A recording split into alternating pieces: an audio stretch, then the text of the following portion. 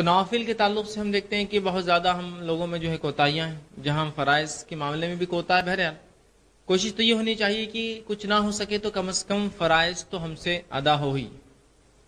اللہ کے رسول صلی اللہ علیہ وسلم کی بات کا جو دور ہے، صحابہ کا، تابعین کا، تابع تابعین کا جو دور ہے، اس دور میں لوگ کسی کے فرض عمل کو دیکھ کر اس سے خوش نہیں ہوا کرتے تھے۔ یاد رکھیے، جیسے کوئی آدمی 5 نمازیں پڑھ رہا ہے 5 وقت، تو ان کو وہ خوشی اور مسرت نہیں ہوتی تھی، اس لیے کہ یہ تو فرض ہے، اس سے زیادہ کیا؟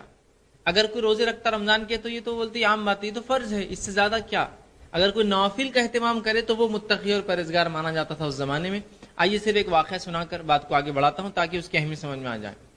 امام احمد بن حنبل رحمہ اللہ، یہ بڑے مشہور اور معروف امام ہے بہرحال امت مسلمہ کے۔ ان کے جو استاد تھے امام شافعی رحمہ اللہ، ایک مرتبہ ان کے گھر پر جو ہے تشریف لائے۔ امام احمد نے بڑی خاطر کی ان کی کہ ان کے استاد امام شافعی آئے، اور یہ بھی بڑے امام تھے، پائی کے امام تھے، تو اپنے امام کی بڑی خدمت کی۔ اب جیسے ہی امام شافعی ان کے گھر آئے تو گھر میں بچے ہوتے ہیں، تو امام احمد بن حنبل کی جو چھوٹی بچی تھی، لڑکی تھی، اس کو بڑا تجسس ہوا کہ اب اتنے بڑے امام شافعی آ رہے ہیں، ظاہر سی بات ہے جب اتنے بڑے امام ہیں تو کچھ نہ کچھ خاص ان کے اعمال ہوں گے، کچھ نہ کچھ ان میں خصوصیت ہوں گی، تبھی تو اتنے بڑے امام ہیں اور میرے والد کے شاگرد، اور اپنے والد کے منہ سے بہت سن چکی تھی اپنے امام کے بارے میں، ان کے استاد کے بارے میں۔ اب جب استاد آئے امام شافعی تو آپ نے کھانا وہ دیا، آپ نے کھانا کھایا، عشاء کی نماز پڑھی اور لیٹ گئے۔ اب بچی کو تجسس تھا کہ امام شافعی جتنے بڑے امام ہیں کیا کرتے ہیں، اس کو ان کی فرض نماز سے وہ مطمئن نہیں تھی، مطلب عشاء پڑھ لی اس سے نہیں تھی، وہ رات بھر جاگتی رہی۔ اور امام احمد بن حنبل نے کہا تھا کہ پانی ذرا گرم کر دو، ہو سکتا ہے امام صاحب رات میں اٹھے اور تہجد پڑھے، اور چونکہ عرب میں جو ہے سردی، رات میں سردی بہت زیادہ ہوتی، دن میں جتنی گرمی اتنی رات میں سردی، تو ہو سکتا ہے پانی کا مسئلہ ہو تو گرم پانی رکھنا۔ اب بچی رات بھر جاگتی رہی، دیکھتے رہی کہ امام شافعی کب نکلتے اور پانی سے کب وضو کرتے اور کب جو ہے نماز پڑھتے تہجد کی۔ امام شافعی رات بھر جو ایک کروٹ سوئے تو سوتے ہی رہے۔ فجر ہوئی تھی، فجر میں اٹھے، وضو کیا، نماز کو چلے گئے۔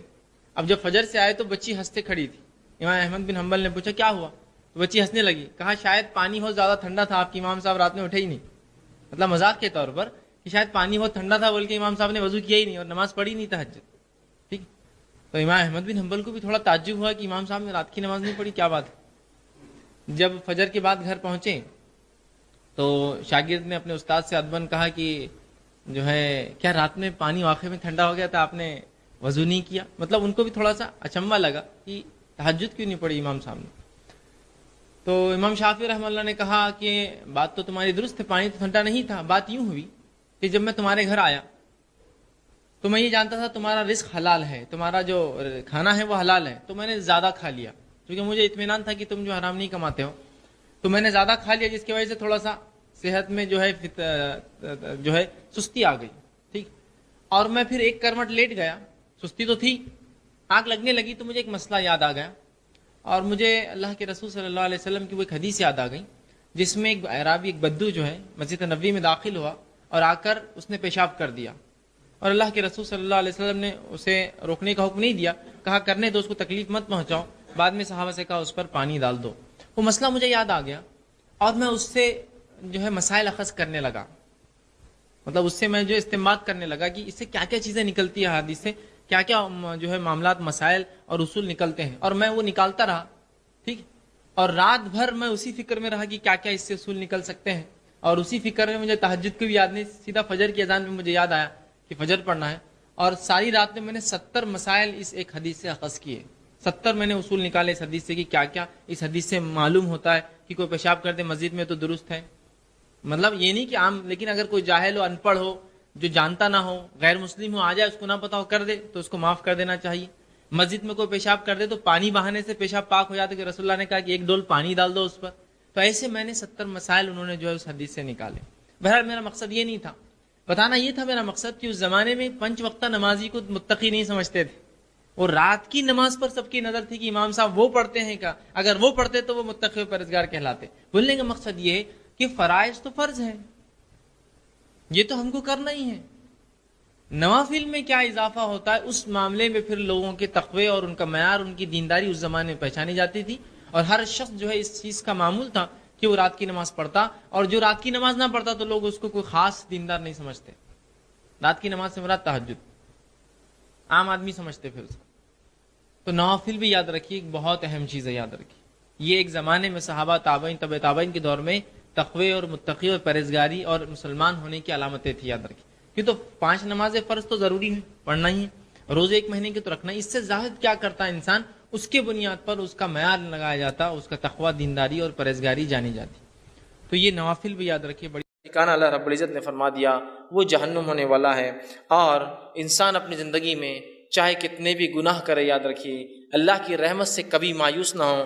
یقیناً آج کا میرا عنوان توبہ اور استغفار نہیں ہے. توبہ استغفار میں نے ایک تفصیلی بیان دیا، آپ اس کو دیکھ سکتے ہیں نیٹ پر اور DVD کی شکل میں. آج میرا عنوان ہے وہ اعمال جو گناہوں کو دھو دیتے ہیں. توبہ اور استغفار ایک الگ چیز ہے، وہ کرنے سے تو اللہ سب کچھ معاف کرتا ہے، لیکن ایسے بھی کچھ اعمال اللہ کے رسول صلی اللہ علیہ وسلم نے اور اللہ نے بتائے ہیں جو اعمال کرنے سے ہمارے گناہ دھل جاتے ہیں. آئیے ان اعمال کو میں ایک کے بعد ایک آپ کے سامنے رکھوں گا.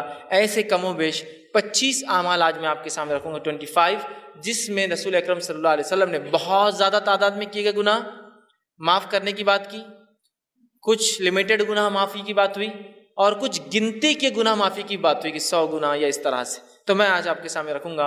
اور آخر میں 26واں ایک عمل ایسا رکھوں گا جو عمل ویسے ساری انسانیت کے لیے ہے، وہ مسلمانوں کے لیے نہیں، یاد رکھے، لیکن باقی مسلمانوں سے ہٹ کر دوسرے انسانوں کے لیے اگر وہ لوگ وہ عمل کریں گے تو ان کے بھی اگلے پچھلے سارے گناہ معاف ہو جائیں گے. وہ 26واں اور آخری عمل ہوں گا جو مسلمانوں کے لیے نہیں ہوں گا، غیر مسلم بھائیوں کے لیے ہوں گا ہمارے، تاکہ وہ بھی اگر کرتے ہیں تو ان کے گناہ بھی معاف ہو جاتے ہیں.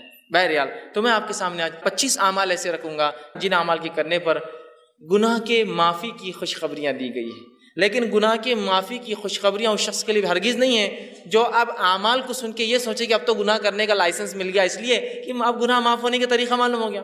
اگر میں آپ کو ایک اریزر دوں، ربر دوں، بچے ہوتے ہیں نا جب پینسل سے لکھتے ہیں تو ان کو اریزر ربر دیا جاتا ہے. اگر میں آپ کو اریزر دوں، ربر دوں کہ اس کو مٹا لیا جائے، ایک آدمی جو اکاؤنٹس کرتا ہے سمجھ لیجیے، اور وہ پین سے لکھ رہا ہے، پینسل سے لکھتا ہے اور غلطیاں ہوتی ہیں، تو وہ سوچتا ہے کاش کوئی ایسی چیز جس سے مٹا دوں. اب میں اس کو اریزر دے رہا ہوں کہ بھائی میرے اگر کچھ غلطی ہو تو اریزر سے مٹا لیا کرو. اب اس نے کیا سمجھا معلوم آپ کو؟ اریزر جب آ گیا اس کے بعد اس کو لگا کہ اب غلطیاں کرنا چاہیے، اس لیے کہ اریزر ہاتھ میں آ گیا ہے. جبکہ اریزر ربر اس لیے دیا گیا تھا غلطی ہو جائے تو مٹا لو. تو توبہ اور استغفار اس لیے نہیں ہے کہ آپ گناہ کریں ہم اور توبہ کریں، وہ اس لیے کہ غلطیاں ہو جائے تو ہم توبہ کریں، معصیت ہو جائے تو. تو آج جو عمل میں رکھوں گا ان کا مقصد بھی یہ جو ہو جاتے ہیں انسان ہونے کے ناطے، اس کو کیسے مٹایا جائے ان گناہوں کو. آئیے سب سے پہلا عمل قرآن سے کچھ 5 عمل رکھوں گا اور 20 باتیں جو حدیث سے میں رکھوں گا جو میں ملتی ہے. پہلا عمل جو ہم کو کرنا ہے جو گناہوں کو مٹا دیتا ہے، جس کے تعلق سے اللہ رب العزت نے قرآن نے فرمایا ہے، اور وہ سورہ جو ہے انفال سورہ نمبر 8 آیت نمبر 20 میں اللہ نے فرمایا اور کہا ہے وہ ہے اللہ کا تقوی اختیار کرنا. اللہ کا تقوی اختیار کرنا ایک ایسا عمل ہے جس سے اللہ رب العزت چاہے انسان کتنے ہی گناہ کرے ان گناہوں کو دھو دیتا ہے. یاد رکھیے گناہوں کو مٹا دیتا ہے، گناہوں کو صاف کر دیتا ہے. اللہ رب العزت فرماتا ہے سورہ انفال سورہ نمبر 8 آیت نمبر 20 کے اندر کہتا ہے یا ایھا الذین آمنوا ان تتقوا اللہ یجعل لکم فرقانا ویکفر عنکم سیئاتکم ویغفر لکم واللہ ذو الفضل العظیم. دیکھیے اللہ رب العزت نے کیا فرمایا اور کہا یا ایھا الذین آمنوا، اے وہ لوگوں جو ایمان لائے ہو، تم اگر اللہ کا تقوی ڈر اختیار کرو گے، اللہ کا پاس و لحاظ اختیار کرو گے تو ہم تمہیں ایک فرق کرنے والی چیز عطا کریں گے، فرقان عطا کریں گے، فرق کرنے والی چیز عطا کریں گے. وَيُكَفِّرْ عَنْكُمْ سَيِّئَاتِكُمْ، اور تم سے تمہارے گناہوں کو معاف کر دیں گے. وَيَغْفِرْ لَكُمْ، اور تمہاری مغفرت کر دیں گے. وَاللَّهُ ذُو الْفَضْلِ الْعَظِيمِ، اور اللہ بہت بڑے فضل کا مالک ہے. تو دیکھیے جو تقوی اختیار کرتا ہے، اللہ کا تقوی کا معنی ہوتا ہے پاس و لحاظ رکھنا. عام معنی ڈر ترجمہ ہوتا ہے، لیکن پاس و لحاظ رکھنا بھی ایک معنی ہے کہ جس رب نے مجھے پیدا کیا اس کا پاس و لحاظ رکھوں، اس کا خیال. جیسے کہ آپ سواری میں سوار ہیں، بس میں سوار ہیں، ایک بوڑھا آدمی آتا ہے تو آپ اس کو اپنی جگہ دیتے، کیوں؟ اس کی عمر کا پاس و لحاظ رکھتے ہیں آپ. تو اسی طرح اللہ کا تقوی مانے میرے رب نے مجھے پیدا کیا، اس کا میں پاس و لحاظ رکھوں اور جو وہ کہتا ہے وہ کروں، جس سے روکتا ہے اس سے رکوں. تو کہا جو اللہ کا ڈر اختیار کرے گا، ایمان والو تم اگر اللہ کا ڈر اختیار کرو تو میں تمہیں ایک فرقان، فرق کرنے والی چیز عطا کروں گا اور تمہارے گناہوں کو معاف کر دوں گا اور جو ہے تمہاری مغفرت کر دوں گا. اور اللہ جو ہے بڑے فضل کا مالک ہے، اللہ رب العزت نے بیان کی. تو اس چیز کو ہمیں سمجھنے کی بے انتہا ضرورت ہے. اللہ کے تقوی کی بہت بہت بہت بڑی اہمیت یاد رکھی شریعت، جو کہ آج ہم بھول چکے. یاد رکھیے بھول چکے. تقوی کے اتنے فائدے ہیں، ویسے آج کا عنوان چونکہ وہ اعمال ہے جو گناہوں کو مٹا دیتے ہیں، اس لیے میں دوسرے فائدے نہیں رکھ رہا ہوں، اتنے فائدے اسی کو انتہائی تقوی اختیار کرنے کے، لیکن افسوس کی بات ہے اللہ کا تقوی آج بہت کم ہمیں نظر آتا ہے، اس لیے کہ جس کے پاس اللہ کا تقوی ہو وہ ہر گناہ سے پہلے سوچتا ہے کہ میرے رب کو مجھے جواب دینا ہے، اس کا پاس و لحاظ رکھوں اور میں ان گناہوں سے اپنی نفس کو بچاؤں۔ اور جس کے پاس تقوی نہیں ہوتا، ہم دیکھتے ہیں وہ جانوروں سی اور من مانی زندگی دنیا میں گزارتا ہے۔ دوسری جگہ سورہ طلاق سورہ نمبر 65 آیت نمبر 4 اور 5 میں اللہ فرماتا ہے، کہتا ہے وَمَن يَتَّقِ اللَّهَ يَجْعَل لَّهُ مِنْ أَمْرِهِ يُسْرًا، جو اللہ کا تقوی اختیار کرتے ہیں ہم اس کے کام میں آسانیاں کر دیتے ہیں۔ آگے فرمائے أَمْرِهِ يُسْرًا ذَلِكَ أَمْرُ اللَّهِ أَنزَلَهُ إِلَيْكُمْ وَمَن يَتَّقِ اللَّهَ يُكَفِّرْ عَنْهُ سَيِّئَاتِهِ وَيُعْظِمْ لَهُ أَجْرًا۔ دیکھیے اللہ کیا فرماتا ہے اگلی آیت میں کہ جو اللہ کا ڈر پاس و لحاظ اختیار کرتا ہے اللہ اس کے معاملات آسان کر دیتا ہے، اور اللہ رب العزت آگے فرما رہا ہے کہ اللہ نے جو ہے تمہارے طرف ایک اپنا ایسا حکم اتارا ہے کہ اگر اس حکم کے مطابق تم تقوی اختیار کرو تو اللہ تمہارے گناہوں کو جتنے سیئات ہیں اس کو معاف کر دیں گا، اور اللہ تعالیٰ بہت بڑے اجر دینے پر قادر ہے، بہت بڑے اجر کا مالک ہے۔ تو یہاں بھی دیکھیے تقوی اختیار کریں گے تو معافی کی بات ہوئی، ہمارے گناہوں کو مٹا دینے کی بات ہو رہی ہے۔ تو سب سے پہلا کام مجھے اور آپ کو جو کرنا ہے وہ اللہ کا تقوی اختیار کرنا ہے، اس لیے کہ اس کے بہت سارے فائدے ہیں۔ نبی اکرم صلی اللہ علیہ وسلم جو خطبہ حاجہ پڑھتے ہیں، اس خطبہ حاجہ میں یہ آیت آپ بار بار جو ہے تلاوت کیا کرتے تھے، جو میں نے بھی خطبے کے ابتدا میں پڑھی، یا ایھا الذین آمنوا اتقوا اللہ وقولوا قولا سدیدا، اے وہ لوگوں جو ایمان لائے ہو سیدھی اور سچی بات کرو، یصلح لکم اعمالکم، اللہ تمہارے اعمال کی اصلاح کرے گا، ویغفر لکم ذنوبکم، تمہارے گناہوں کو معاف کرے گا۔ تو یہاں بھی دیکھیے اللہ رب العزت نے فرمایا کہ یا ایھا الذین آمنوا اتقوا اللہ، اے وہ لوگ جو ایمان اللہ کا تقوی اختیار کرو، اگر تقوی اختیار کرو گے تو تمہارے اعمال کی اصلاح کریں گا، ویغفر لکم ذنوبکم، تمہارے گناہوں کو بھی معاف کر دیں گا۔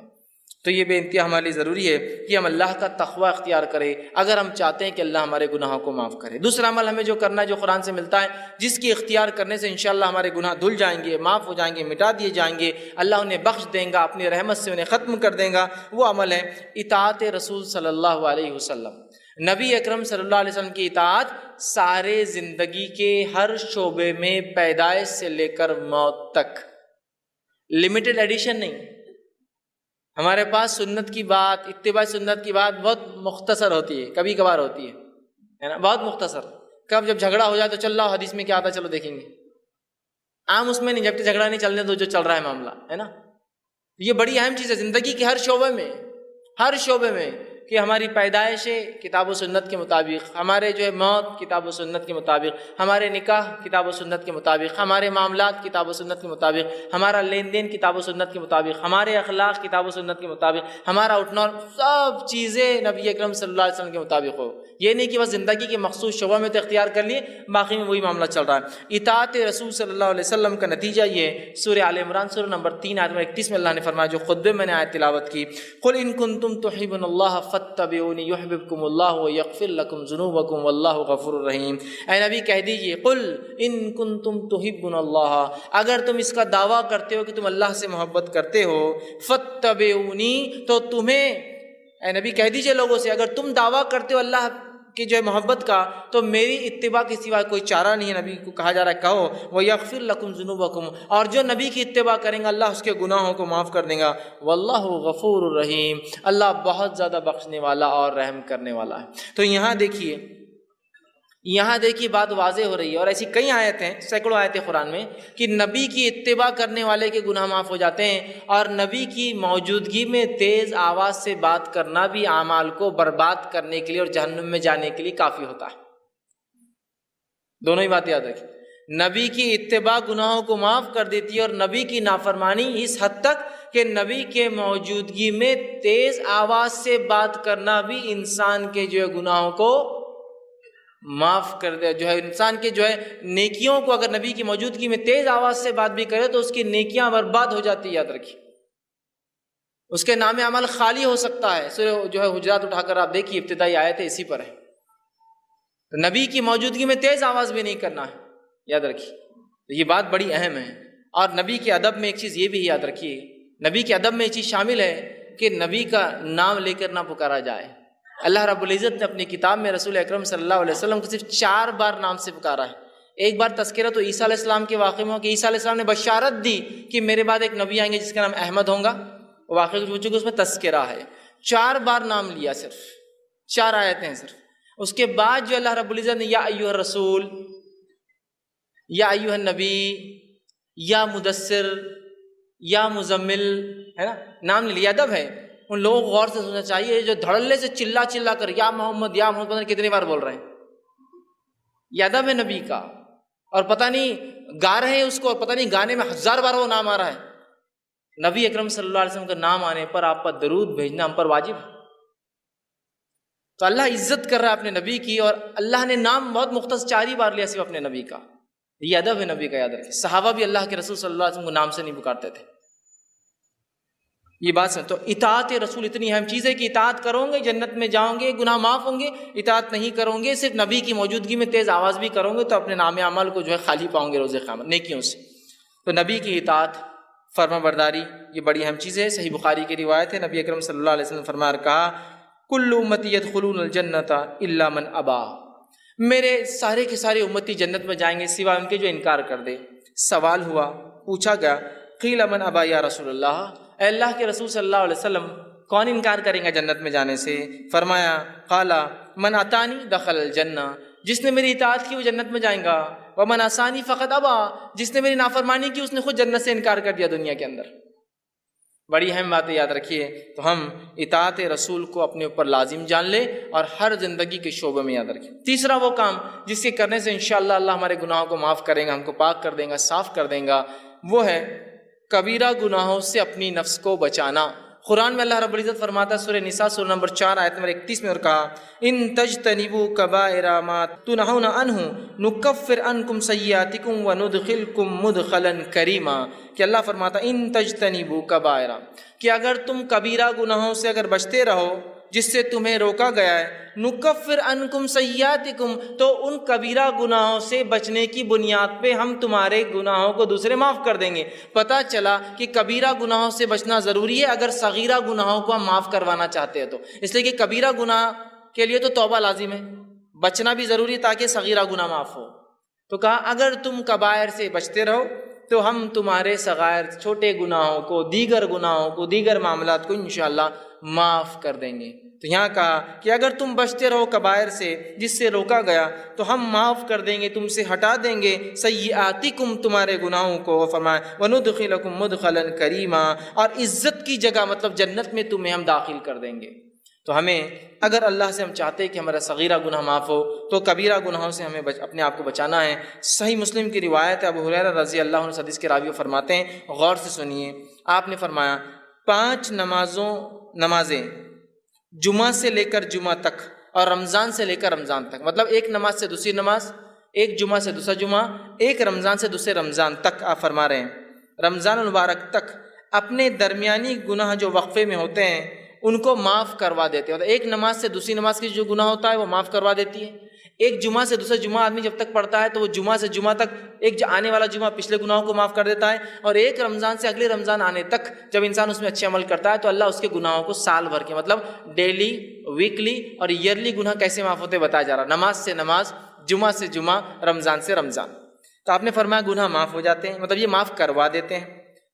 معاف کرنے والے نہیں، گناہوں کو دور کرنے والے اعمال ہیں. بس شرط ہے کہ اب یہ تینوں کب ورک کریں گے، کنڈیشن اپلائیڈ. نماز سے نماز کب گناہوں کو معاف کروائیں گی، جمعہ سے جمعہ کب گناہوں کو معاف کروائیں گا، رمضان سے رمضان کب گناہ معاف ہوں گے. آپ نے فرمایا بس شرط ہے کہ کنڈیشن اپلائیڈ ہے کہ کبیرہ گناہوں سے بچتا رہے. ہوں گے بچنا ضروری ہے، نہیں ہوں گے تو پھر انسان کہاں بچیں گے ہم. بچنا ضروری ہے. میں کبیرہ گناہوں سے اپنی نفس کو بچاتا رہتا ہوں تو لہٰذا میرے صغیرہ بھی معاف ہو جائیں گے. تو ایک نماز سے دوسری نماز، ایک جمعہ سے دوسرا جمعہ، ایک رمضان سے دوسرا رمضان تب معافی ہوں گی جب ہم کبیرہ گناہوں سے بچتے رہیں. ورنہ بہت سارے لوگ ہوتے ہیں یہ ہم لوگ ان باتوں کو سن لے جو حدیث میں آ رہی ہے، ارے بہت اچھی باتیں ہیں، اور کبیرہ گناہ سے نہ بچے تو پھر یہ باتیں معافی نہیں دلوانے والی، اس لیے کہ کبیرہ گناہ جو ہے بغیر توبہ کے معاف نہیں ہوتے ہیں. اسی طرح چوتھا عمل جو قرآن میں آتا ہے کہ جو انسان اگر اختیار کرے تو اس کے گناہ پچھلے معاف ہو سکتے ہیں. جو خطا کاریاں، جو اس نے جو ہے برے کام، جو سیاہ اعمال وہ کر چکا ہے، جس سے اس کی زندگی پہ دھبے لگے ہیں اور وہ اگر آخرت میں چلا جائے اس کا رب معاف نہ کرے تو وہ جہنم میں جائیں گا، وہ ہے سچائی کو اختیار کرنا.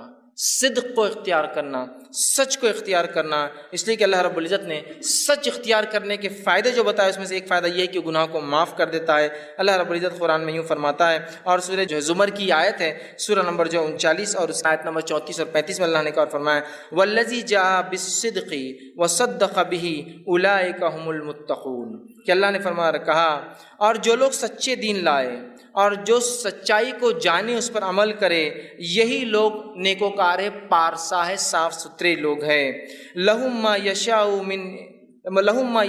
یشاؤون عند ربہم ذلک جزاء المحسنین، اور ان کے رب کے پاس وہ جو چاہیں گے ان کو وہ دیا جائیں گا، یہ محسنین کے لیے نیک کرنے والوں کا بدلہ ہے۔ لیکفر اللہ عنہم اسوأ الذی عملوا، اور ان کو جو وہ چاہیں گے وہ ملیں گا، اور اللہ ان سے معاف کر دے گا جو گناہ ہوتے ہیں جو اعمال میں انہوں نے کیے ہیں۔ وَيَجْزِيَهُمْ أَجْرُهُمْ بِأَحْسَنِ الَّذِي كَانُوا يَعْمَلُونَ، اور ان کو گناہ معاف کر دے گا، ان کو نیکیاں دے دے گا، اور جو ہے ان کو ایک بہت بہترین اور نیک بدلہ اس کا عطا فرمائیں گا۔ تو یہاں دیکھیے اس آیت میں جو صدق کو، سچائی کو اختیار کرتے ہیں، اور الَّذِي جَاءَ بِالصِّدْقِ، سچ کو اختیار کیا، سچ کے مطابق زندگی گزارا، دین اسلام کو اختیار کیا، دین کے مطابق زندگی گزارا، تو اس کا بدلہ یہ کہ اس کے تمام گناہ اللہ معاف کر دیتا ہے، بخش دیتا ہے۔ یاد رکھیے سچائی کے بڑے فائدے یاد رکھیے، اور ہم تمام لوگ جو اگر سچائی کو اختیار کرتے ہیں تو انشاءاللہ عزیز ہمارے گناہ معاف ہو جاتے ہیں۔ صحیح بخاری کی روایت ہے، عبداللہ ابن مسعود رضی اللہ عنہ حدیث کے راوی فرماتے اور کہتے ہیں نبی اکرم صلی اللہ علیہ وسلم نے فرمایا اور کہا سچ کو لازم پکڑو، کیونکہ سچ نیکی کی طرف رہنمائی کرتا ہے، اور نیکی جنت کی جانب رہنمائی کرتی ہے۔ اور آدمی سچ بولتا ہے اور سچ بولتا ہے اور سچ بولتا ہے، حتیٰ کہ اس کا نام سچوں میں لکھ دیا جاتا ہے۔ اور پھر آگے آپ نے فرمایا اور کہا اور یاد رکھو جھوٹ سے بچو، اس لیے کہ جھوٹ برائی کی طرف لے جاتا ہے، اور برائی جہنم کی طرف لے جاتی ہے۔ انسان جھوٹ بولتا ہے اور جھوٹ بولتا ہے اور جھوٹ بولتا ہے، اور اس کا نام کذاب، جھوٹوں میں لکھ دیا جاتا ہے۔ تو ہمارے لیے بے انتہا ضروری ہے ہم سچ کو اختیار کریں، جھوٹ سے بچے، اس لیے کہ اللہ رب العزت جو ہے سچ بولنے والوں کو جو ہے ان کے گناہوں کو جو ہے معاف کر دیتا ہے۔ پانچواں عمل جو قرآن سے ملتا ہے جس سے کرنے سے ہمارے گناہ معاف ہوتے ہیں، وہ عمل ہے جو ہے صدقے کو چھپا کر دینا۔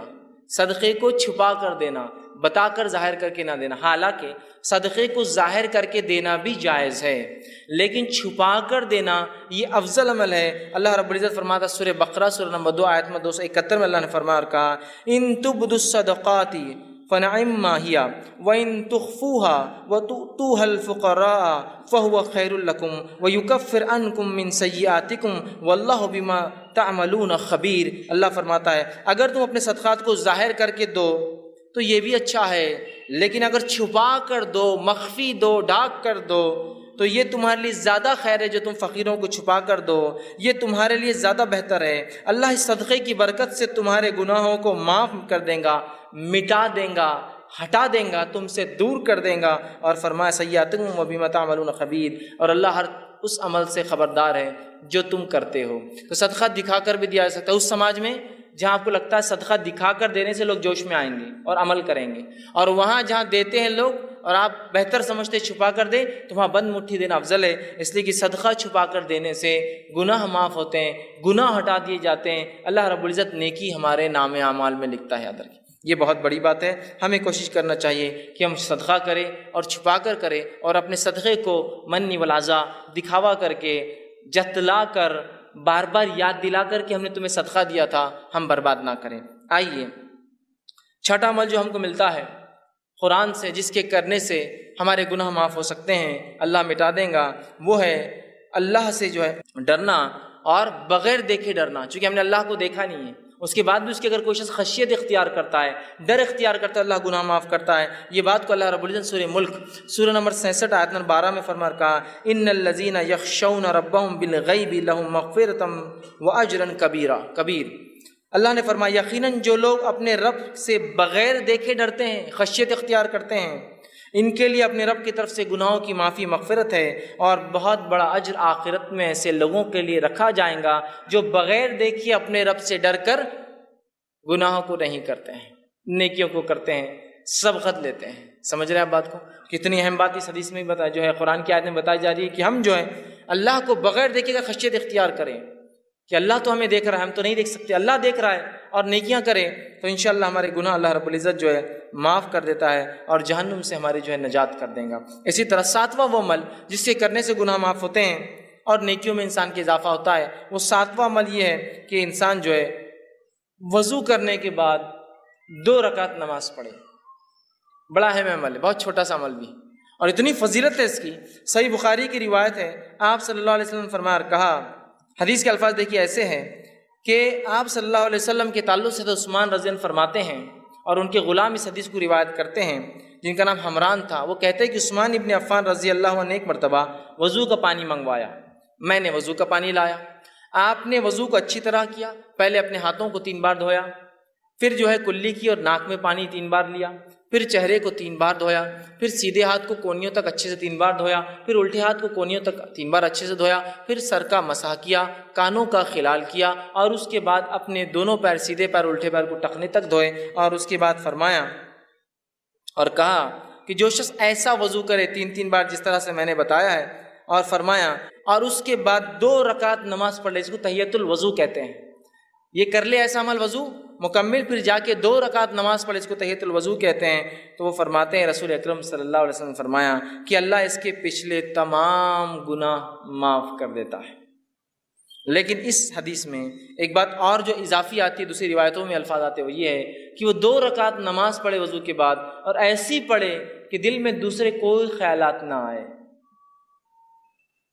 کوئی خیالات نہ آئے کہ یہ کیا ہو رہا ہوگا، وہاں کیا ہو رہا، بزنس سے کیا، یہاں جائے، کوئی خیال نہ آئے، تو اس کے پچھلے سارے گناہ معاف کر دی جاتے ہیں۔ لیکن ایک بات میں یہاں ضرور رکھنا چاہوں گا، وہ یہ ہے کہ یہ تمام صغیرہ گناہ معاف ہوتے ہیں، کبیرہ گناہ بغیر توبہ کے معاف نہیں ہوتے، یہ بات یاد رکھ لیجیے، اس کے لیے توبہ ضروری ہے، اور بندوں کا حق ہے تو بندے سے معافی بھی ضروری ہوتی ہے، لیکن یہ صغائر سارے معاف ہو جائیں گے۔ صرف ایک عمل دیکھیے، اچھے سے وضو کرنا پرفیکٹلی، اور جا کے 2 رکعت نماز پڑھنا تحیۃ الوضو، گناہ سارے اس کے معاف ہو جائیں گے۔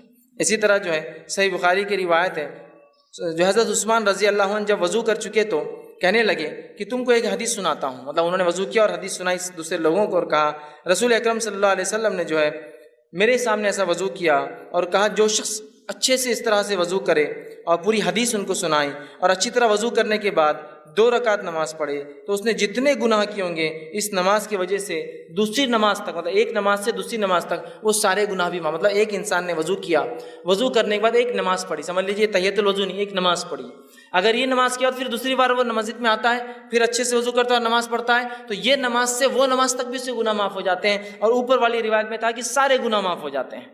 تو دیکھیے کتنی بڑی باتیں بتائی جا رہی ہے صرف وضو کر کے اچھے سے نماز پڑھنے پر۔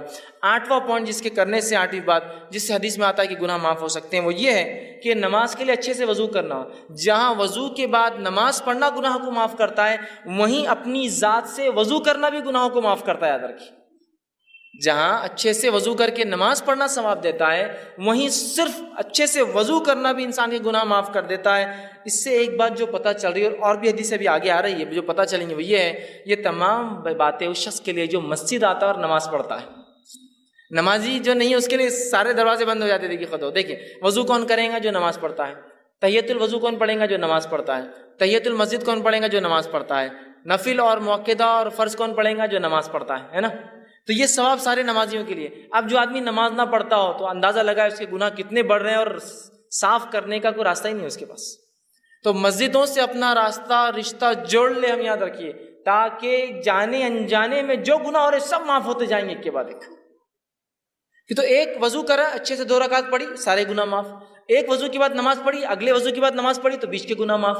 ساری باتیں تو نمازیوں کے تعلق سے آ رہی ہیں۔ آئیے وضو خود کرنے سے بھی گناہ معاف ہو جاتے ہیں، اللہ رب العزت گناہوں کو معاف کرتا ہے۔ صحیح مسلم کی روایت ہے، رسول اکرم صلی اللہ علیہ وسلم کے تعلق سے ابو ہریرہ رضی اللہ عنہ فرماتے اور کہتے ہیں، کیا میں تمہاری رہنمائی نہ کروں ایسے کاموں پر جن کی وجہ سے اللہ تعالیٰ تمہارے گناہوں کو مٹا دے؟ اللہ کے رسول نے فرمایا، کیا تمہاری رہنمائی کروں، میں گائیڈنس کروں تمہارا ایسے اعمال کی طرف جن کے کرنے سے اللہ تمہارے گناہوں کو مٹا دے گا اور ان کے درجات بھی بلند کریں گا، تمہارے مقامات بھی بلند کریں گا؟ اور لوگوں نے کہا اللہ کے رسول صلی اللہ علیہ وسلم کیوں نہیں، آپ ذرا بتائیے۔ تو آپ صلی اللہ علیہ وسلم نے فرمایا اور کہا، وضو کا پورا کرنا جو ہے سختی اور تکلیف میں، وضو کو اچھے سے کرنا کمپلیٹ، سختی اور تکلیف سے مراد سردی کے دن ہے، پانی ٹھنڈا ہے، گرمی کے دن ہے، پانی گرم آ رہا ہے، اوپر ٹھنڈا گرم ہو چکا ہے دن بھر میں، ہے نا، ہوتا ہے نا، تو سردی اور گرمی میں، چونکہ ہم جس علاقے میں ہوتے ہیں ہم کو گرمی کا وضو نہیں معلوم، سردی کا وضو معلوم، صرف تکلیف دہ ہوتا ہے بہت۔ گرمی کا وضو بھی اگر آپ کو دیکھنا ہے تو آپ کبھی دیکھ سکتے ہیں۔ ایک مرتبہ میرا راجستھان کا سفر ہوا پروگرام کے سلسلے میں، وہاں میں گیا، ایک مقام پہ اترا تو صاحب مجھ سے کہنے لگے آپ کیا غسل لیں گے؟ تو میں نے کہا بہت سفر میں تھکان ہو گئی، بڑا پسینہ، گرمی تھی۔ تو کہا بیٹے برف کی سیل ڈال دو وہ بکیٹ کے اندر جا کر۔ وہ پریشان ہوں گے برف کی سیل بکیٹ میں کیوں ڈال دو؟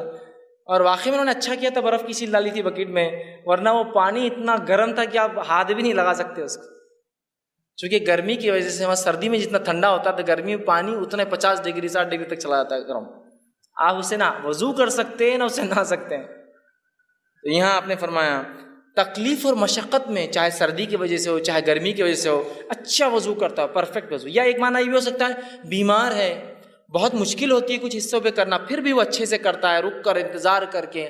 یا ایک معنی یہ بھی ہو سکتا ہے معذور ہے، بہت تکلیف ہوتی ہے کہ پھر بھی اچھے سے وضو کرتا ہے اپنے رب کو راضی کرنے کے لیے۔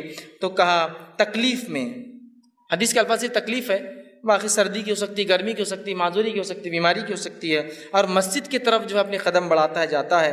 تو آپ نے فرمایا کہا قدموں کی جو ہے کثرت ہونا اور ایک نماز کے بعد دوسری نماز کا انتظار کرنا، جو ہے یہ فرمایا کہ جو شخص اچھے سے وضو کرے اور مسجد کی طرف جائے، مطلب کثرت سے مسجد کی طرف جاتا ہے اور ایک نماز سے دوسری نماز کا انتظار کرتا ہے، یہ تینوں لوگوں کے گناہ معاف کر دی جاتے ہیں۔ کون؟ پہلا انسان اچھے سے پرفیکٹ وضو کرنے والا، دوسرا کثرت سے پیدل مسجد جانے والا، اور تیسرا فرمایا ایک نماز کے بعد دوسری نماز کا انتظار کرنے والا۔ ان کے گناہوں کے تعلق سے فرمایا آپ نے یہ گناہ معاف کر دی جاتے ہیں۔ آپ نے صحابہ سے پوچھا کیا بتاؤں؟ صحابہ نے کہا بتائیے، آپ نے بتایا گناہ معاف کرنے والے اعمال ہیں۔ دیکھیے یہ باتیں بھی سب نمازیوں کے لیے، پھر یہ بڑی اہم بات ہے، ہم لوگ بس نماز سے جڑ جائیں، مسجدوں سے رشتہ جڑ جائے ہمارا، بس پھر انشاءاللہ عزیز بہت ساری مغفرتیں تو یہیں آتی رہیں گی، بہت سارے اعمال کی معافی ہوتے رہیں گی۔ اسی طرح جو ہے صحیح مسلم کی ایک بہت لمبی روایت ہے، اس روایت کے آخری الفاظ ایسے ہیں، ایک صحابی تھے جو اللہ کے رسول صلی اللہ علیہ وسلم کے پاس آئے، جن کا نام عمرو بن جو ہے ابسا تھا، اور یہ آ کر ایمان قبول کرتے ہیں، غیر مسلم تھے، ایمان قبول کیا، اسلام قبول کیا۔ اسلام قبول کرنے کے بعد اللہ کے رسول بہت ساری باتیں کی، بہت لمبی حدیث ہے۔ حدیث کے آخر میں ایک جملہ آتا ہے، انہوں نے پوچھا اور کہا میں نے عرض کیا اے اللہ کے رسول صلی اللہ علیہ وسلم مجھے وضو کے بارے میں کچھ بتائیے۔ نبی اکرم صلی اللہ علیہ وسلم نے فرمایا جب تم میں سے کوئی اللہ کا بندہ وضو کا پانی لے کر کلی کرتا ہے اور ناک میں ڈالتا ہے تو اس کے جتنے گناہ منہ سے اور ناک سے ہوئے سارے معاف کر دیے جاتے ہیں۔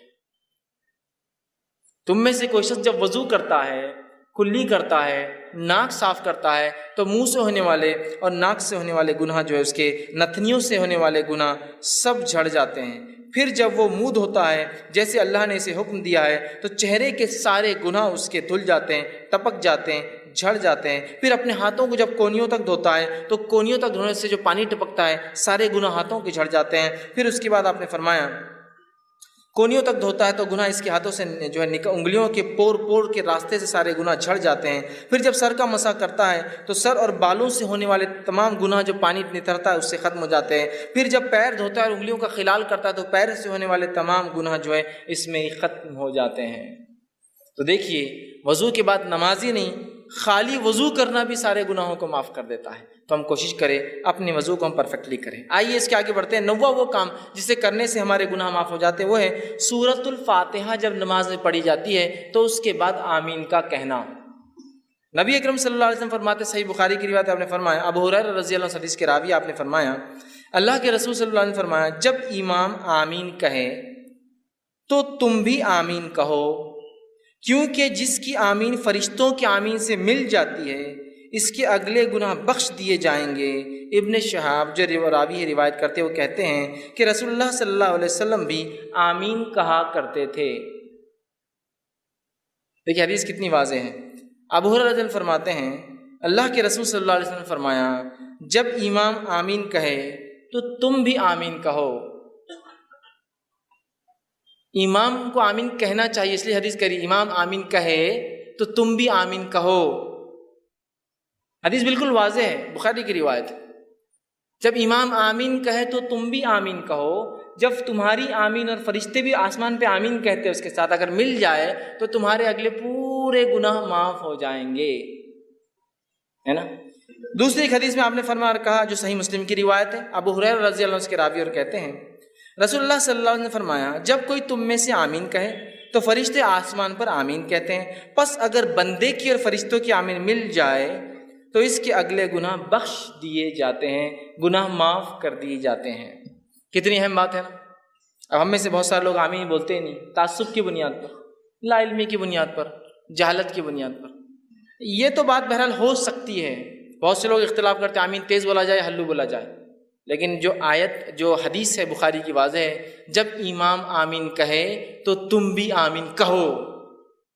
اللہ امام کو کہنا چاہیے، اسی طرح اللہ کے رسول فرمایا جب امام کہے تو تم بھی کہو، ہے نا۔ اور اللہ کے رسول خود کہتے تھے، اس لیے صحابہ نے سنا، پیچھے کہتے تھے تبھی تو سنا نا۔ اب کچھ لوگ کہتے نہیں وہ ہلو سے کہنا چاہیے، ٹھیک ہے، اس بات کو بھی اگر میں مان لوں، for the sake of argument بولتے ہیں نا، بحث کے تک ٹھیک ہے، بات مان لیں کہ ہلو کہنا چاہیے، لیکن ہلو ہو یا تیز ہو کہنا تو ہے نا، لیکن ہلو ہے اور تیز ہو کہنا تو ہے نا۔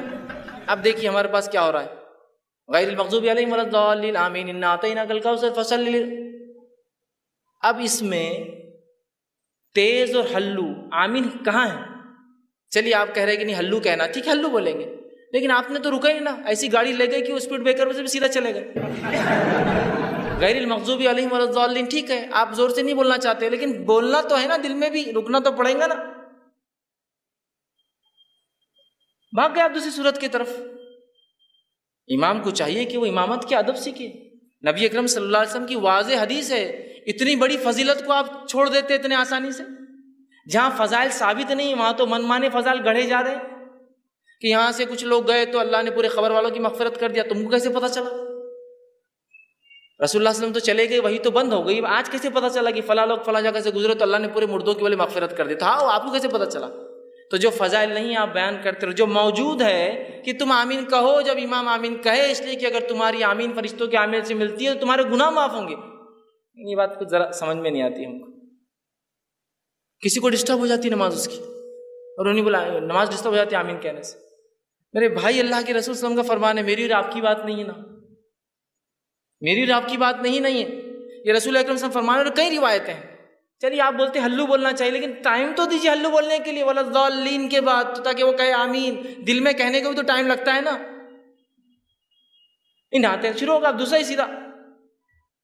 تو بہرحال ایک بہت عمل پھر اہم ہم چھوڑ دے رہے، اس کا مطلب 10واں وہ عمل جس کے کہنے سے گناہ معاف ہو جاتے، وہ عمل ہے جب امام کہے سمیع اللہ لمن حمدہ تو پھر مقتدی کہے ربنا ولک الحمد کہنا چاہیے۔ اس کی بڑی فضیلت صحیح بخاری کی روایت آپ نے فرمایا کہ جب امام کہتا سمیع اللہ لمن حمدہ تو جو آپ نے فرمایا کہے تو تم مطلب مقتدی جو پیچھے پڑھتے ہیں اللہم ربنا لک الحمد یہ کہو، تو اگر یہ کہنا فرشتوں کے کہنے سے مل جاتا ہے، مطلب فرشتے بھی یہ کہتے ہیں آسمان مل جاتا ہے، تو آپ نے فرمایا تمہارے اگلے سارے گناہ معاف ہو جاتے ہیں۔ آمین پہ کہا پچھلے سارے گناہ معاف ہوتے ہیں، اس پہ کہا اگلے سارے گناہ معاف ہو جاتے ہیں۔ مطلب آپ نے سورہ فاتحہ پڑھی، آمین کا گناہ اگلے معاف ہو گئے، جس کے بعد سمیع اللہ لمن حمدہ ربنا لک الحمد پڑھا، پچھلے گناہ معاف کرا لیا۔ کتنی اہم فضیلت ہے نا، تو ہمیں سمیع اللہ لمن حمدہ کے بعد ربنا لک الحمد بھی کہنا چاہیے، یاد رکھیے، ٹھیک ہے۔ اس کی بھی بڑی فضیلت ہے، اور اس کے لیے بات بتایا گیا کہ پچھلے گناہ معاف ہو جاتے ہیں۔ اسی طرح 11ویں بات جو بتائی گئی جس کے کرنے سے عمل کرنے سے گناہ معاف ہوتے، وہ یہ ہے کامل توجہ کے ساتھ جمعے کا ادا کرنا، پورے خشوع اور خضوع کے ساتھ جمعہ پڑھنا، جمعے کی نماز پڑھنا۔ مطلب یہ ہفتے والے گناہ کیسے معاف ہو وہ آئی بات ہے، وہ روز کے گناہ تھے، مطلب نماز سے نماز تھے، اب ویکلی گناہ کیسے معاف ہو سکتے ہمارے جمعے سے جمعہ۔ آپ نے فرمایا کہا، بخاری کی روایت ہے، سلمان فارسی رضی اللہ عنہ حدیث کے راوی ہے، وہ کہتے ہیں کہ اللہ کے رسول صلی اللہ علیہ وسلم فرمایا کہا، جو آدمی جمعے کے دن غسل کرتا ہے اور اتنا پرفیکٹ جہاں جہاں تک ہاتھ جاتا ہے اپنے آپ کو اچھے سے صاف کرتا ہے، اچھے سے دھوتا ہے، پھر فرمایا صفائی کرتا ہے جہاں تک بھی ہاتھ جاتا ہے، پھر اپنے تیل میں سے تیل لگاتا ہے، مطلب اپنے بالوں میں تیل لگاتا ہے، پھر اپنے گھر والوں کی خوشبو میں سے خوشبو لگاتا ہے، مطلب اگر میسر نہ ہو خود کی نہ ہو تو گھر والوں کی خوشبو بھی لگا سکتا ہے، لے کر خوشبو لگاتا ہے، عطر لگاتا ہے، پھر کہتے ہیں پھر نکلے اور مسجد میں آئے اور اگلی صفوں میں بیٹھے، آگے بیٹھے جا کر، اس کے بعد جو ہے دو آدمیوں کو الگ نہ کرے، مطلب پیٹ انگال کے نہ جائے، دو آدمیوں کو الگ نہ کرے، اگلی صف میں جا کے بیٹھے، اور اس کے بعد جتنی نماز اس کے مقدر میں ہوتی نماز کو ادا کرے، مطلب جتنی ہو سکتی نفل پڑھے، سنت و نوافل کا اہتمام کریں۔ جب امام خطبہ دیتا ہے تو خاموش رہ کر غور سے اس کے خطبے کو سنیں کہ وہ کیا کہہ رہا ہے، اور اس کے بعد جمعہ ادا کرے تو ایسے انسان کے ایک جمعہ سے لے کر دوسرے جمعہ تک تمام گناہ معاف ہو جاتے ہیں۔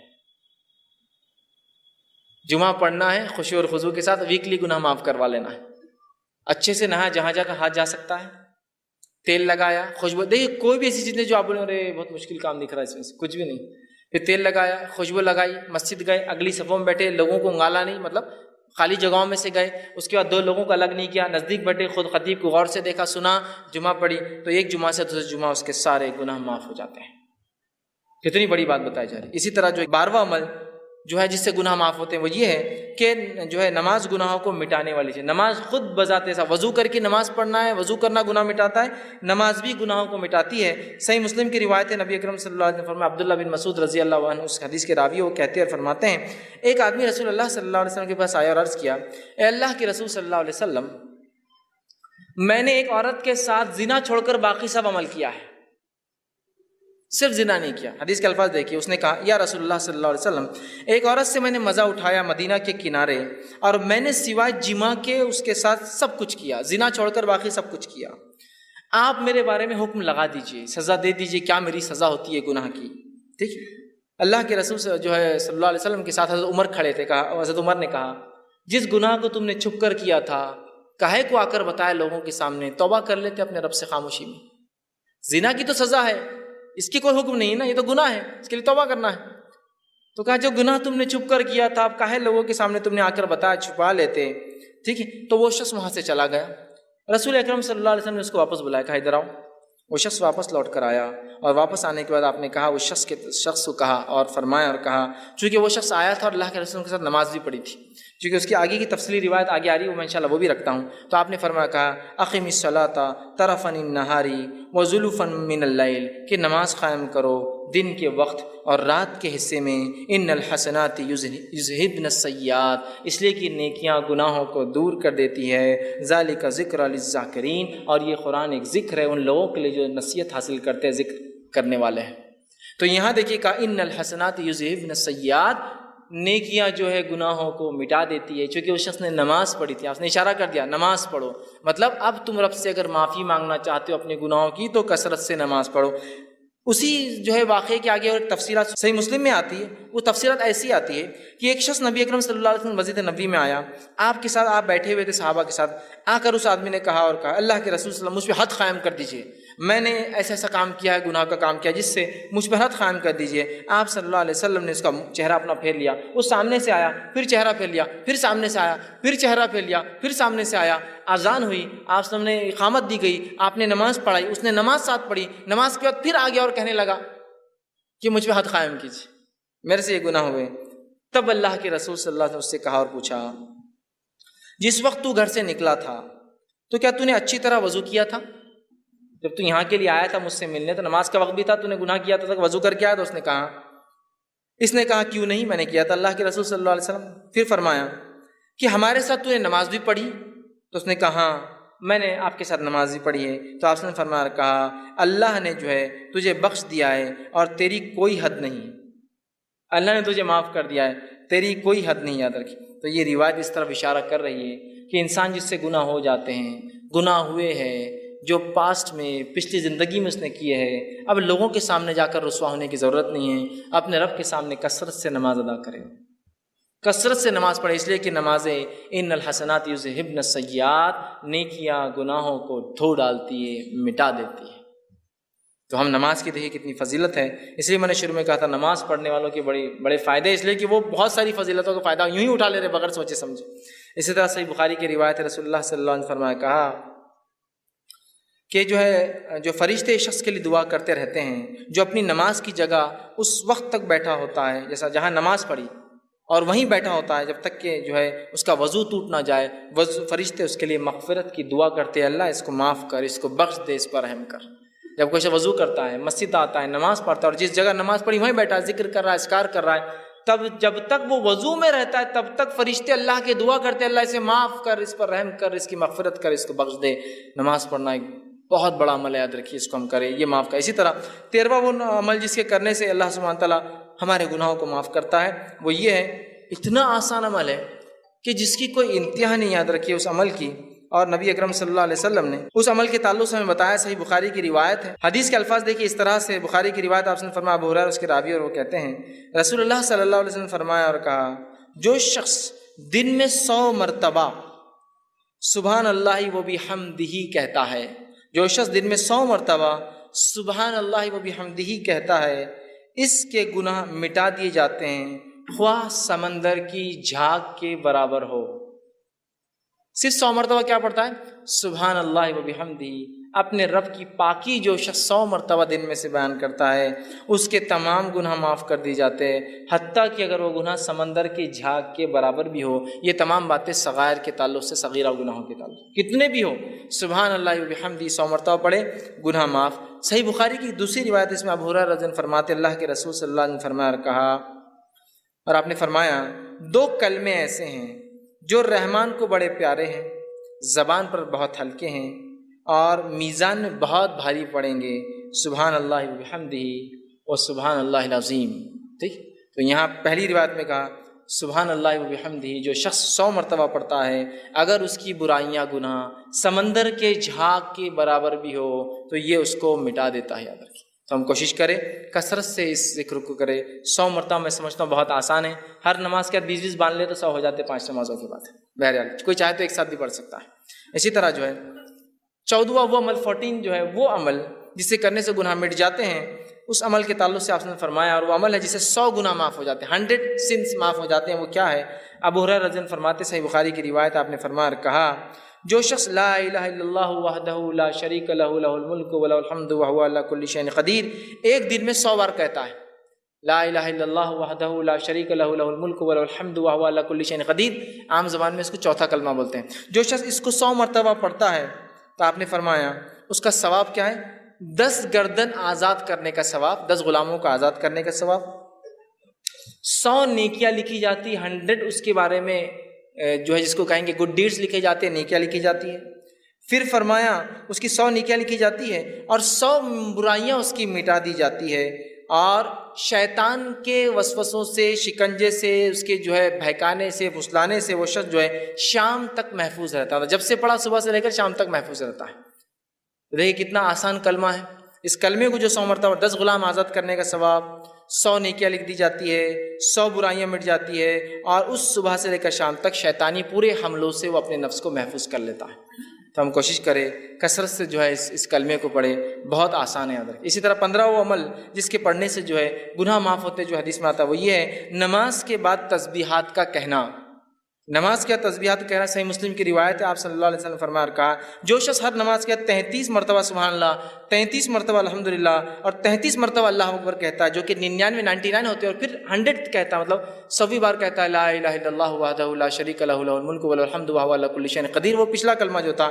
تو آپ نے فرمایا کہ اس کی جو ہے ساری خطائیں معاف کر دی جائیں گی، اگرچہ سمندر کے جھاگ کے برابر کیوں نہ ہو. پورے اس کے گناہ معاف کر دی جاتے ہیں، چاہے سمندر کے جھاگ کے برابر کیوں نہ ہو. کتنا آسان ہے نا. 33 مرتبہ سبحان اللہ، 33 مرتبہ الحمدللہ، 33 مرتبہ اللہ اکبر، آخر میں کہنا ہے لا الہ الا اللہ وحدہ لا شریک لہ لہ الملک ولہ الحمد وہو علی کل شیء قدیر. اور رسول اکرم صلی اللہ علیہ وسلم ہر نماز کے بعد یہ کیا کرتے تھے. آپ کا یہ معمول تھا، یاد رکھیے، عادت شریفہ تھی کہ ہر نماز کے بعد یہ ذکر و اذکار، اور بھی ہے لیکن اس میں یہ بھی شامل آپ ہمیشہ کیا کرتے تھے. ہم بھی کوشش کریں کہ ہر نماز کے بعد معمول بنا لیں کہ ہم ان تسبیحات کو جو ہے پڑھیں. 16واں وہ عمل جس سے کرنے سے گناہ معاف ہونے کی جو بشارت دی گئی، بات بتائی کہ وہ یہ نیک لوگوں کی مجلس میں بیٹھنا، اللہ کا ذکر جہاں ہو رہا ہے اس مجلس میں بیٹھنا، یہ ہے اس کا ثواب یہ کہ اس سے بھی پچھلے گناہ معاف کر دی جاتے ہیں، انسان کی مغفرت کر دی جاتی ہے. صحیح مسلم کی روایت ہے، بہت لمبی حدیث، ابو ہریرہ رضی اللہ عنہ حدیث کے راوی ہے. اس حدیث کے اندر ہے کہ فرشتے جو ایسی مجلسوں کو ڈھونڈتے رہتے ہیں جہاں اللہ کا ذکر ہوتا ہے، جب وہ ایسی مجلسوں کو پا لیتے تو ایک دوسرے کو اشارہ کرتے ہیں کہ ویسی مجلس مل گئی جہاں اللہ کا ذکر ہو رہا ہے، اور پھر سارے فرشتے آ جاتے ہیں اور وہ فرشتے جمتے جاتے ہیں، حتیٰ کہ جو ہے بہت اوپر تک جو آسمان تک جو فرشتے جو قطار در قطار جو جم جاتے ہیں. اور جو ہے اس کے بارے میں پھر جو ہے اللہ رب العزت ان سے پوچھتا ہے، حالانکہ اللہ کو پتہ ہوتا ہے کیا ہے. تو اللہ پوچھتا ہے کہ میرے بندوں کو کیسے پایا، وہ کیا کر رہے تھے؟ تو کہا اللہ وہ جو ہے تجھ سے جنت کا سوال کر رہے تھے، اور کیا کس چیز سے پناہ مانگ رہے تھے؟ اے اللہ وہ تیرے بندے جو جمع تھے وہ جہنم سے پناہ مانگ رہے تھے. تو اللہ رب العزت فرشتوں کو گواہ بنا کر کہتا ہے، اے فرشتوں تم اس چیز پہ گواہ رہنا کہ میں نے ان بندوں کو جو ہے بخش دیا ہے، ان کو جو ہے معاف کر دیا ہے. تو فرشتے کہتے ہیں اللہ اس مجلس میں ایک شخص ایسا تھا جو اپنے کام کے لیے آیا تھا اور آ کر بس آیا تھا، یوں ہی بیٹھ گیا، تو اللہ رب العزت فرماتا ہے کہ یہ بندو میں نے اس کو بھی معاف کر دیا، اس لیے کہ ایسی مجلس میں بیٹھنے والا بے نصیب نہیں ہو سکتا، بد نصیب نہیں ہو سکتا۔ مطلب ان مجلسوں کے فضائل دیکھیں، یہ اللہ کا ذکر ہوتا ہے، اور ہمارا معاملہ ہے کہ جو اللہ کا ذکر ہوتا ہے وہ مجلس سے بہت ہم کو کاٹا آتا آنکھ پہ بیٹھنے سے، بہت مشکل ہوتی ہے، ارے اب جاؤ بیٹھو۔ ہاں باقی دوسری مجلسوں میں تو بلا کر میسج کر کے گاڑی میں بٹھا کر اپنے طرف سے پیسہ خرچ کر لے جایا جاتا ہے، لیکن اللہ کے دین کی بات جہاں ہو رہی ہے، ارے نہیں وہ نہیں ہو رہا ہے۔ اور دین کی بات بھی سننے میں مزہ اور بد مزہ والا معاملہ چلتا ہے نا۔ جمعے کا خطبہ سنیں، بہت مزہ آ گیا آج، بہت مزہ آ گیا، یہ کیسا مزہ آتا ہے میرے کو سمجھ میں نہیں آتا۔ دین کی بات سیکھنا ہے، مزہ اور بہت مزہ آ گیا آج، ارے وہ وہاں مزہ نہیں آتا۔ وہ مقرر ہے کہ ارے بہت مزہ آتا، ارے انہوں نے مزہ نہیں آتا۔ دین کی بات سیکھنا، اس مجلس کے فضائل تو سنیے۔ یہ نہیں کہا کہ وہاں بہت اچھا مقرر ہے، بہت مزے والی باتیں کر رہا ہے، تم کو ساری مجلس کا تذکرہ جو اللہ کا ذکر ہو رہا ہے، چھوٹی ہو سکتی بڑی ہو سکتی ہے، تو اللہ پوچھتا ہے، فرشتے ڈھونڈتے رہتے ایسی مجلسوں کو، جب پا لیتے دوسروں کو بلاتے، جمع ہو جاتے آسمان تک، اللہ کو حالانکہ سب پتہ ہے، پھر بھی اللہ پوچھتا ہے کیا، کہاں پایا، کیا کر رہے تھے، کیا مانگ رہے؟ تو کہا اللہ جنت کا سوال کرتے ہیں، کس چیز سے بچنا چاہتے تھے؟ اللہ تجھ سے جہنم سے جو ہے بچنا چاہتے ہیں۔ اللہ کہتا ہے فرشتوں گواہ رہنا، میں نے معاف کر دیا۔ فرشتے کہتے ہیں اس مجلس میں ایسا انسان تھا جو یوں ہی آ کر بیٹھا تھا۔ اللہ نے کہا، اللہ سبحانہ وتعالیٰ فرماتا ہے یہ مجلس ایسی نہیں ہے جس میں بیٹھنے والا جو ہے بد نصیب ہو، مطلب وہ بھی اس کا فائدہ اٹھا لیتا ہے۔ اندازہ لگائیے اللہ کے ذکر کا کتنا بڑا فائدہ ہے۔ ہم کوشش کریں ایسی مجلسوں میں جائیں اور اس کا اہتمام کریں کہ اللہ کا ذکر ہو، ورنہ ہمارے پاس جو مجلسیں ہوتی ہے دنیاوی بات، فالتو باتیں، اور پتہ نہیں کیا کیا مجلس سجتی، مجھے بہرحال بتانے کی ضرورت نہیں۔ کوئی حرام کاریوں کی مجلسیں سجا رہا ہے، کوئی برائیوں کی مجلسیں سجا رہا ہے، لوگوں کو دعوت دی جاتی ہے، اور جب دینی مجلسوں کا بات آتا ہے لوگوں کی آنکھ پہ کانٹے کھڑے ہو جاتے ہیں، اس لیے کہ وہاں بہت مشکل ہوتی ہے، وہاں مشکل ہوتی ہے۔ بہرحال اس کو سمجھ نہیں۔ اسی طرح 17واں وہ بات، وہ گناہ، وہ عمل جس سے کرنے سے گناہ معاف ہوتے ہیں، وہ یہ ہے کہ گناہ کی بات فوراً اللہ کی طرف رجوع ہونا۔ گناہ ہوا، اللہ کی طرف رجوع ہو جائیے کہ اللہ مجھ سے یہ گناہ ہوا، اور توبہ کرنا فوراً یہ گناہوں کو معاف کر دیتا ہے۔ ابو ہریرہ رضی اللہ عنہ حدیث کے راوی، بخاری کی حدیث ہے، آپ صلی اللہ علیہ وسلم نے فرمایا کہا، حدیث کچھ اس طرح سے کہ نبی اکرم صلی اللہ علیہ وسلم سے جو ہے آپ نے فرمایا کہا، ایک بندہ ہے جو گناہ کرتا ہے اور گناہ کرنے کے بعد عرض کرتا ہے اللہ مجھ سے گناہ مجھے معاف کر دے۔ اللہ تعالیٰ کہتا ہے فرشتوں سے، اے فرشتوں میرا ایک بندہ ہے جسے معلوم اس کا ایک رب ہے، اور وہ اس کو معاف بھی کر سکتا ہے اور اس کو سزا بھی دے سکتا ہے جو ہے، اور جو ہے میں نے اس کو جو ہے معاف کر دیا۔ پھر وہ بندہ دوسرا جو ہے ایک اور بار پھر خطا کرتا ہے، پھر وہ کہتا ہے اللہ مجھے معاف کر۔ اللہ کہتا ہے فرشتوں میرا ایک بندہ ہے جسے پتہ ہے اس کا ایک رب ہے جو معاف بھی کرتا ہے اور گرفت بھی کر سکتا ہے، اور میں نے اس کو جو ہے معاف کر دیا۔ پھر وہ ایک خطا کرتا ہے، پھر کہتا ہے اللہ مجھ سے گناہ ہوا۔ اللہ کہتا ہے فرشتوں میرا ایک بندہ ہے جو جانتا ہے اس کا ایک رب ہے جو معاف بھی کرتا ہے لیکن پکڑ بھی کرتا ہے، اگر وہ جانتا ہے کہ دونوں ہو سکتا ہے۔ تم گواہ رہنا، اس نے مجھ سے 3 بار معافی مانگی اور میں نے اس کو جو بخش دیا اور اس کو معاف کر دیا۔ گناہ ہوتے ہی فوراً معافی مانگنا، لیکن میں نے شروعات میں بات واضح کر دی تھی، اس کا ہرگز معنی یہ نہیں کہ آپ گناہ کریں اس لیے کہ اب بتایا جا رہا ہے اتنے جلدی معاف ہو جاتے ہیں۔ جیسے بہت سارے لوگ ہوتے ہیں، لوگوں کو خوب تکلیفیں پہنچاتے ہیں، خوب اذیتیں دیتے ہیں، اور اس کے بعد کہاں چلے گئے وہ صاحب؟ حج کو چلے گئے، وہ حج کو چلے گئے۔ ایک صاحب مجھے بتانے لگے کہ میں ایک صاحب کے پاس گیا، وہ ایک سنستھا سوسائٹی چلاتے تھے، میں نے ان کو پیسہ دیا جاب کے لیے، وہ مجھے 5-6 سال ٹھگا دیا، کوئی جاب واب نہیں ملی۔ اس کے بعد میں ایک بار گیا اور کہا اب تو پیسے دے دو، اللہ تم کو معاف نہیں کرے گا۔ تو بولے میری معافی پہلے ہی ہو گئی۔ تو صاحب نے کہا ایسے کیسے؟ میں نے حج کر کے آ گیا نا۔ بولے تو جتوں کا پہلے لیا تھا حج کر کے آ گیا تو پورا کلیئر کر دیا، بولے پرانا اب میرے پہ نہیں رہا۔ تو اندازہ لگے گویا حج کو ہم نے ایک طریقہ بنایا گناہ کرنے کا، گناہ ہو جائے تو نیکیاں کرنے سے مٹ جاتے ہیں، لیکن اس کا ہرگز مطلب نہیں گناہ کرو اس لیے کہ نیکیاں پھر کرو تاکہ مٹا دو، ہے نا۔ میں جا کے آ کے حج کو مفتی صاحب نے بول دیا کہ وہ پچھلا سب ختم ہو گیا، بندوں کا بھی ختم ہو گیا اور اللہ کا بھی ختم ہو گیا سب، اندازہ لگائی۔ تو بہرحال تو اس حدیث کے اندر دیکھیے وہ بندے سے خطا ہوئی، اس نے معافی مانگی، پھر خطا ہوئی، پھر معافی مانگی، پھر خطا ہوئی، پھر معافی مانگی، تو اللہ رب العزت جو ہے اس کی مغفرت کر دی۔ اور اس کے آپ نے حدیث فرمایا، حدیث کے الفاظ دیکھیے اس طرح سے، ایک مالک ہے جو گناہ بخشتا ہے اور جو ہے گناہ پر سزا بھی دیتا ہے، میں نے اپنے بندے کو 3 بار بخش دیا ہے، اب وہ جو ہے جیسے چاہے اعمال کرے، تو میں نے اس کی جو ہے مغفرت کر چکا ہوں، میں نے اس کی مغفرت کر دی ہے، معاف کر دیا اس کو۔ اس سے پتہ چلا جیسے ہی ہم سے گناہ ہو فوراً کیا کرنا چاہیے؟ اللہ سے گناہ کی معافی مانگنا چاہیے۔ یہ نہیں کہ گناہ ہو تو انتظار کرے، ہے نا، گناہ کرتے ہی معافی مانگ لے انسان، لیکن ہم جب گناہ کرتے ہیں تو جان کے کرتے گناہ ہے اور اس لیے معافی نہیں مانگتے کہ اگلی بار کرنا ہے، ابھی ختم تھوڑی ہوا، نہیں ابھی تو شروعات ہی ہے، ابھی 1-2-4 سال ایسے ہی چلیں گا، اس کے بعد دیکھا جائے گا۔ تو گویا نیت بھی نہیں وہ معافی مانگنے کی، گناہ ہوا کہ وہ شخص معافی مانگ رہا ہے، اللہ بس خطا ہوگی مجھ سے، احساس ہے اس کو کہ میں غلط کام کر رہا ہوں، یا احساس ہے لیکن توبہ نہیں، کیوں؟ ابھی کنٹینیو کرنا ہے نا اس چیز کو. اور توبہ کی شرائط میں سے ایک شرط یہ بھی کہ اس کو عمل کو آئندہ نہ دہرائے. یہ نہیں کہ بس توبہ کر لی اور